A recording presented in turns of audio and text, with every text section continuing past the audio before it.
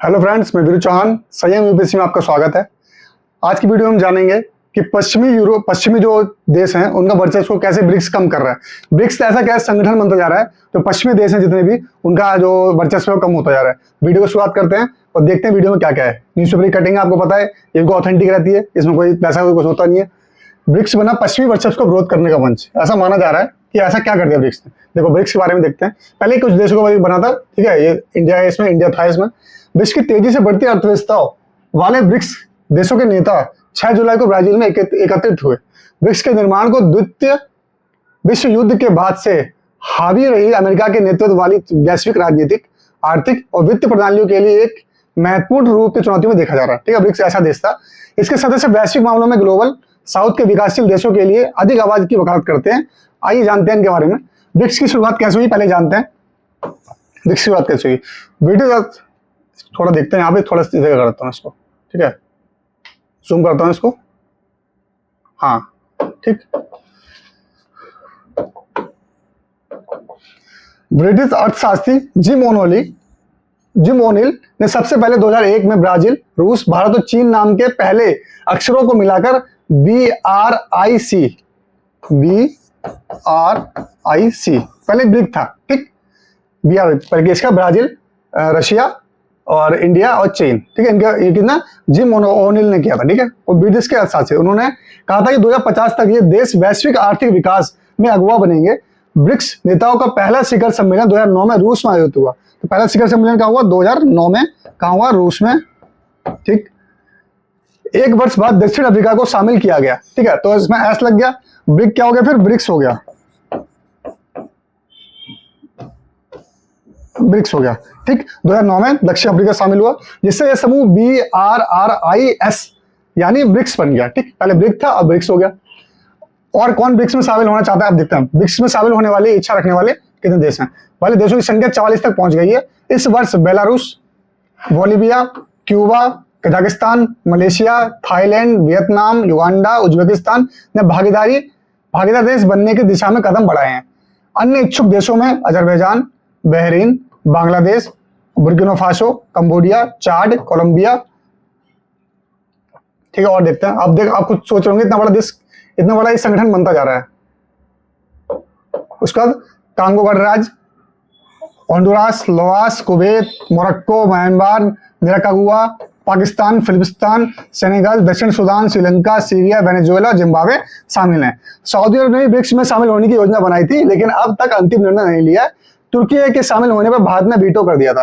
तुर्की जब शामिल होता तो इंडिया ने वीटो कर दिया था, क्योंकि इंडिया भाई सदस्य देश है, जब स्थापना के साथ था तो वो देश है, तो वीटो करना इंडिया का अधिकार था। तुर्की ऐसा देश है जो इंडिया का भी साथ नहीं होता। उसने पाकिस्तान को भेजे थे, आप देखेंगे जब हमारा ऑपरेशन सिंधु चल रहा था, तो ये जरूरी था। इंडिया ने अच्छा काम किया, क्योंकि इंडिया के लिए बहुत लोग वीटो करते रहते हैं। अब देखते हैं आगे।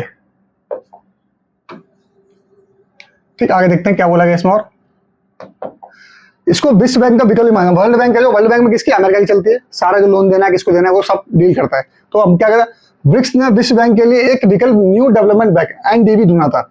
न्यू डेवलपमेंट बैंक, ये इंपॉर्टेंट होता है कि ब्रिक्स ने ढूंढा था और इंडिया के लिए, मतलब जितने देश है उनके लिए है, तैयार किया, जो बुनियादी ढांचे और विकास परियोजनाओं को वित्त पोषित करता है। साथ ही आर्थिक संकटों के दौरान वित्तीय सहायता प्रदान करने के लिए नया तंत्र भी तैयार किया गया है, जो आंशिक रूप से अंतर्राष्ट्रीय मुद्रा कोष को भूमिका के बराबर है और IMF के बराबर भी है। मतलब हम एक तरीके से बैंक ऐसा बना रहे हैं NDFA, जिसमें बोला गया है न्यू डेवलपमेंट बैंक, जो इन देशों को वित्त पोषण करेगा किसी इंफ्रास्ट्रक्चर के लिए। तो अपनी तुम चीजें बनाओ, सड़क बनाओ, ये सब चीजें बनाओ, स्कूल बनाओ, बिल्डिंग बनानी है, आपको कोई दिक्कत, वित्तीय सहायता चाहिए होती है, वो भी उसके लिए वो IMF के बराबर काम करेगा। ठीक है, तो ये इसलिए इसको एक तरीके से माना जा रहा है कि एक तरीके से चुनौती दे रहा है इसको बाकी जितने देश हैं। अब देखते हैं इसमें लिखा हुआ है,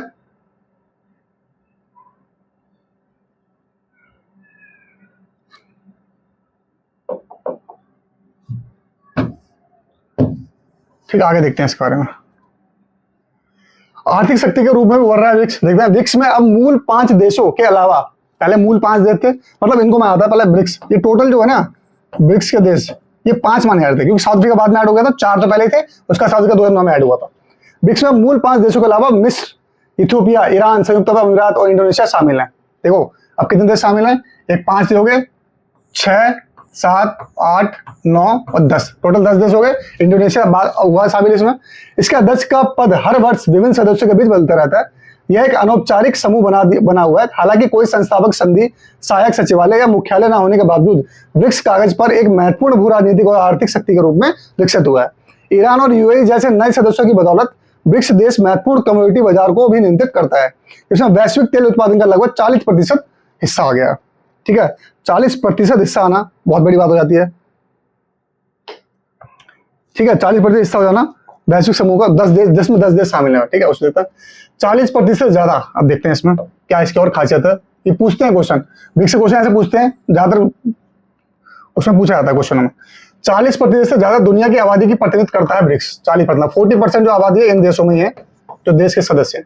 एक तरह से ज्यादा हिस्से का प्रतिनिधित्व करता है सामूहिक वैश्विक आर्थिक विकास का, जो विकसित देशों के G7 समूह से ज्यादा है। G7 है, आप देखना, जो डेवलप कंट्री उनका है। ठीक है, उसमें क्या है, उससे ज्यादा एक तिहाई से ज्यादा हिस्से का प्रतिनिधित्व करता है। ठीक है, किसका, जो विकसित देश से ज्यादा करता है, क्योंकि G7 में इतना ज्यादा नहीं है उनका वर्चस्व। 1 लाख करोड़ डॉलर को पार कर चुका है सदस्यों के बीच आपसी व्यापार। इन जो जितने भी देश हैं उनका 1 लाख करोड़ डॉलर पार कर चुका है। तो ये तो थी इसकी जो ब्रिक्स की बातें। ब्रिक्स ने कैसे एक तरीके से G7 को, वर्ल्ड बैंक को, पश्चिमी दुनिया को परेशान कर रखा है, ये बिल्कुल जानने वाली बात थी। और डॉलर को चुनौती कैसे देगा इसके बारे में जानते हैं। ये भी एक बात है कि डॉलर को चुनौती कैसे देगा। डॉलर को चुनौती कैसे दे रहा है, ब्रिक्स नीति निर्माताओं ने अमेरिकी डॉलर को चुनौती देने के लिए स्वयं की मुद्रा शुरू करने की संभावना पर भी विचार किया है, लेकिन इस दिशा में प्रगति धीमी रही है।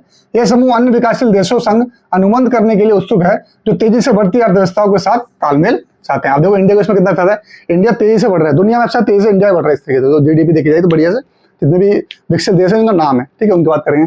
उसका भी अपनी मुद्रा के व्यापार करने की बात कर रहे हैं। जैसे हम रशिया से व्यापार कर रहे हैं, तो वो हमसे रुपए ले लेगा, हम रुपए ले लेंगे, ऐसे अपना व्यापार करते रहेंगे, क्योंकि हमारा आपस में व्यापार चलता रहता है। डॉलर की जरूरत पड़ेगी नहीं। डॉलर का वर्चस्व क्यों है, क्योंकि हम उसका व्यापार करते हैं, उसका यूज करते हैं। उसका यूज बंद हो जाएगा, डॉलर का व्यापार, डॉलर की जो वर्चस्व है खत्म हो जाएगा। इसलिए डॉलर को चुनौती दे रहा है। ये भी अमेरिका के लिए दिक्कत है, पश्चिमी देशों के लिए दिक्कत है, चिंता का विषय है। और जो एक IMF एक संस्था है, जैसे इंडियन मॉनेटरी फंड जो होता है, इंटरनेशनल मॉनेटरी फंड, ठीक है, और वर्ल्ड बैंक होगी। ठीक है, इनमें वर्चस्व किसका, पश्चिमी देशों का। इनमें वर्चस्व जो है पश्चिमी देशों का है, वहां का वर्चस्व भी खत्म हो रहा है। इसलिए जो ब्रिक्स है वो चुनौती बन रहा है पश्चिमी देशों के लिए। इसलिए पूरी वीडियो का सारा कुछ समझ में आया होगा, क्या क्या रीजन थे, कैसे ब्रिक्स पश्चिमी देशों के लिए चुनौती बन गया। ठीक है, अब ब्रिक्स प्लस हो गया एक तरीके से। ठीक है, कैसे पश्चिमी देशों के लिए चुनौती बन गया, कैसे इसने एक तरीके से पश्चिमी देशों को खतरा पैदा कर दिया, उनके डॉलर पे हमला बोला है।